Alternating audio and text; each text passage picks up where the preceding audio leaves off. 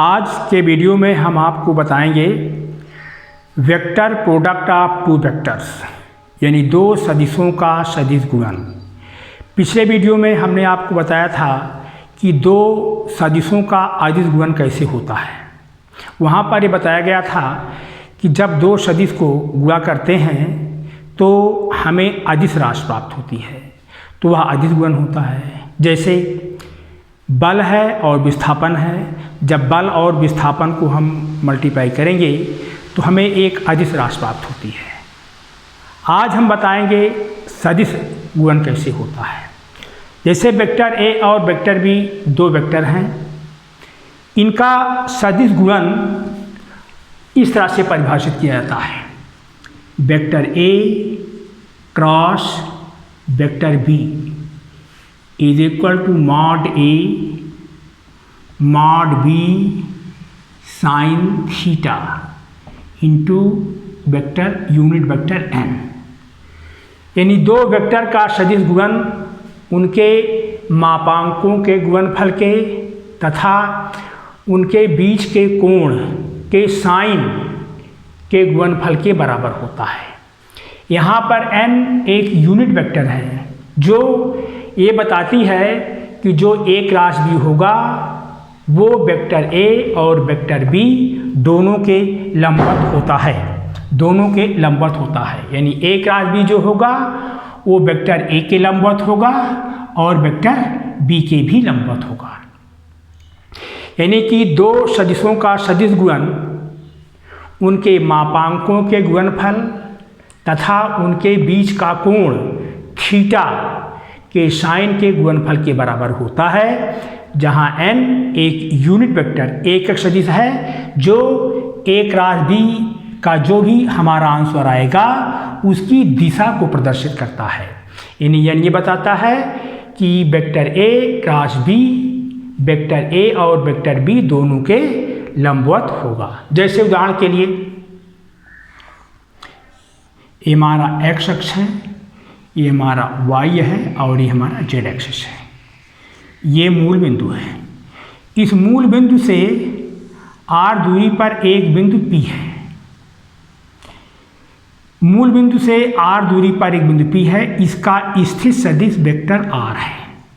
Vector r बिंदु P का स्थित सदिश है। अब इस बिंदु P पर एक बल F जो वेक्टर r की दिशा से थीटा कोण बनाते हुए लगाया गया है। यानी बल F जो है वेक्टर r की दिशा से थीटा कोण बनाते हुए रखा गया है। अब हमें निकालना है r क्रॉस F जिसे कहते हैं टार्क, आघूर्ण। तो आघूर्ण क्या होगा? O के मूल बिंदु O के परितः बल F का आघूर्ण vector R cross vector F। एक बार फिर से रिवाइज कराते हैं। ये हमारा x अक्ष है, ये y अक्ष है और ये z अक्ष है। इससे एक बिंदु P है, इसके मूल बिंदु के सापेक्ष एक बिंदु P है जिसका स्थित सदिश वेक्टर R है। इस बिंदु P पर एक बल F लगाया गया है जो R की दिशा से थीटा कोण बनाता है। अब हमें इसका मोमेंट निकालना है, टार्क आघूर्ण। यानी बल F का मूल बिंदु O के परितः आघूर्ण R क्रॉस F होगा। यानी vector R cross vector F होगा और इसको हम इस तरह से भी लिख सकते हैं, vector R vector F sine theta और यूनिट वेक्टर n।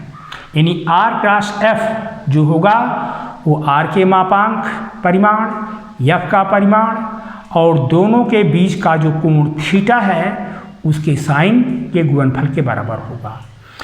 जो वेक्टर n है ये एकक सदिश है यानी यूनिट वेक्टर है, जो ये बताता है कि जो हमारा आघूर्ण होगा वो r और f दोनों वेक्टर के लंबवत होगा।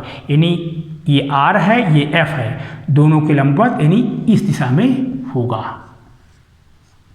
यानी जो आघूर्ण होगा वो उसकी दिशा इधर होगी। बल इधर लगा हुआ है, विस्थापन इधर है, लेकिन आघूर्ण इधर होगा, जो R पर भी लंब होगा और F पर भी लंब होगा। अब आगे देखते हैं कि A क्रॉस B निकाला कैसे जाता है। अब A क्रॉस B कैसे हम पता करते हैं, इसके लिए हम एक छोटा सा एग्जाम्पल लेते हैं और इसकी मदद से हम ये सीखते हैं कि A क्रॉस B कैसे निकाला जाएगा।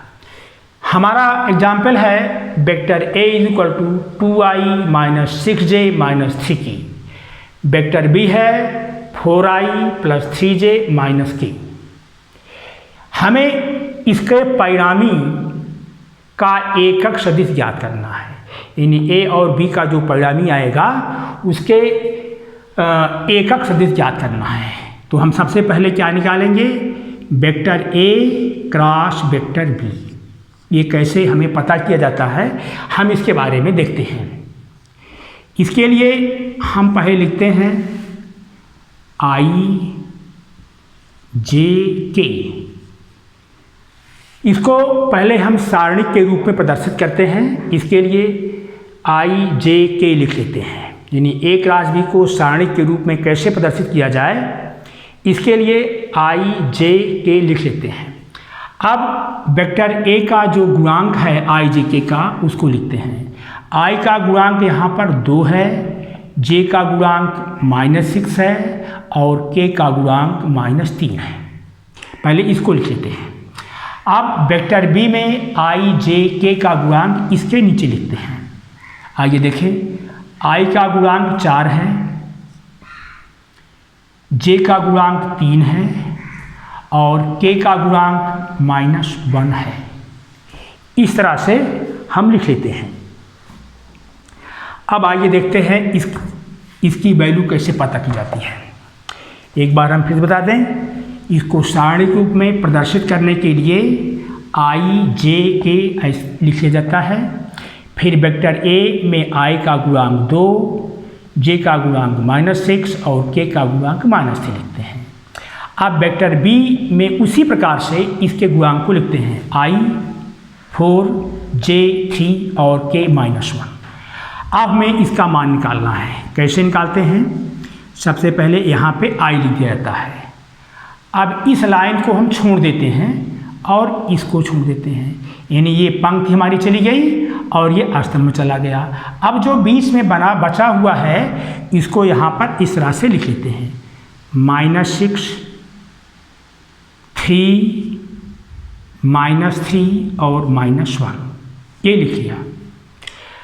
i का के लिए ये पंक्ति छोड़ देते हैं, ये स्तंभ छोड़ देते हैं। अब जो बीच में बचा हुआ है उसको इस तरह से लिख लेते हैं।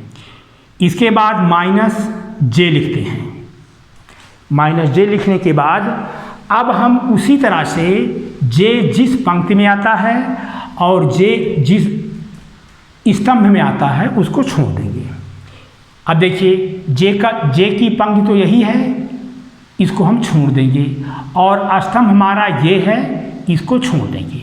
अब ये बचा और ये बचा, इन दोनों को हम लिख लेते हैं, यानी 2, 4 और -3, -1, इस तरह से लिख देते हैं। अब हम k लिखते हैं +k। अब k के लिए k की पंक्ति को छोड़ देते हैं और k के स्तंभ को हम छोड़ देते हैं। जो k वाली पंक्ति है, k वाली जो पंक्ति है वो हमारी ये है, इसको छोड़ देंगे और k का जो स्तंभ है इसको भी छोड़ देते हैं। तो हमारा ये बचता है, इसको यहाँ पे इस तरह से लिख देते हैं, 2, 4, -6 और 3, इस प्रकार से हम लिख लेते हैं। अब इसको हम हल करते हैं। देखिए हल कैसे करते हैं, पहले i लिखा जाता है, इसको हम गुणा करते हैं, यानी -6 गुणे -1, इसको गुणा करते हैं।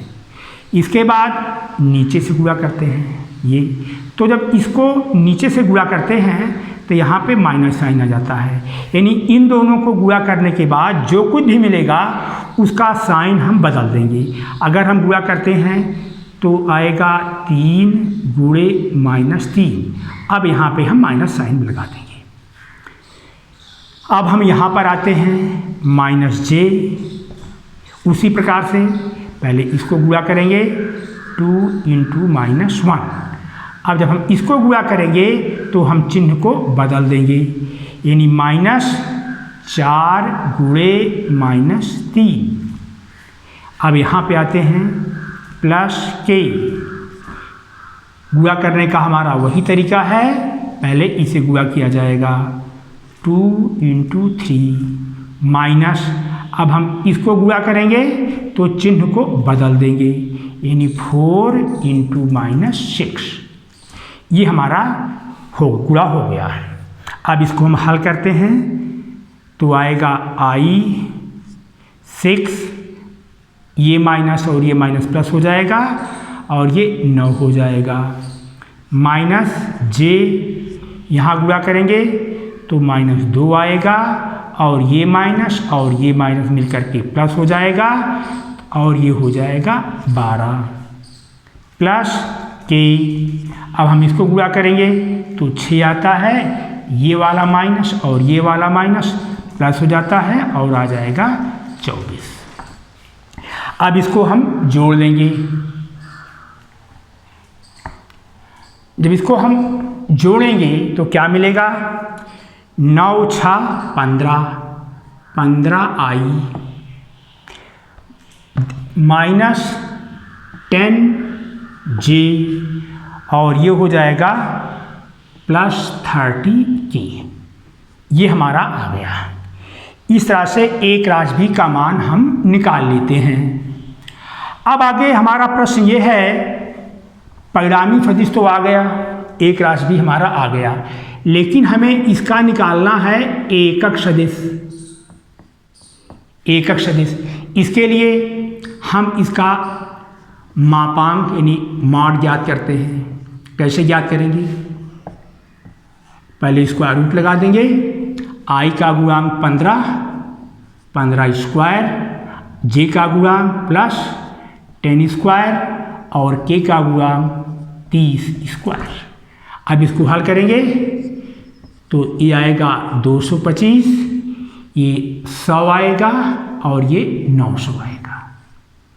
अब इसको हम जोड़ेंगे तो आएगा 1225, ये हमारा आएगा।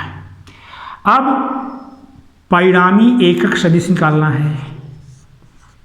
परिणामी एकक सदिश,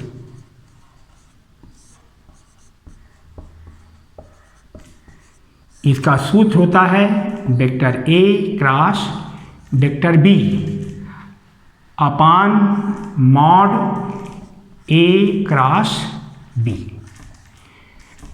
हमारा वेक्टर A क्रॉस B ये लिखा हुआ है 15I -10j +30k। अब इसको हम मॉड इससे भाग करेंगे, डिवाइड स्क्वायर रूट 1225। इस तरह से परिणामी एकक सदिश हमारा आ गया है। अब एक उदाहरण देकर के और बताते हैं। अब हम अगले वीडियो में स्केलर वेक्टर प्रोडक्ट के और स्केलर प्रोडक्ट के कुछ न्यूमेरिकल्स सॉल्व करवाएंगे, इसलिए उस वीडियो को आप भूलना न देखें। हमारे वीडियो को शुरू से लेकर के अंत तक देखें, तभी वेक्टर का ज्ञान आप लोगों को हो जाएगा। इसको देखने के बाद सब्सक्राइब करना ना भूलें, जिससे कि हम आपको नया नया वीडियो बना करके देते रहें और आपका भविष्य उज्जवल होता रहे।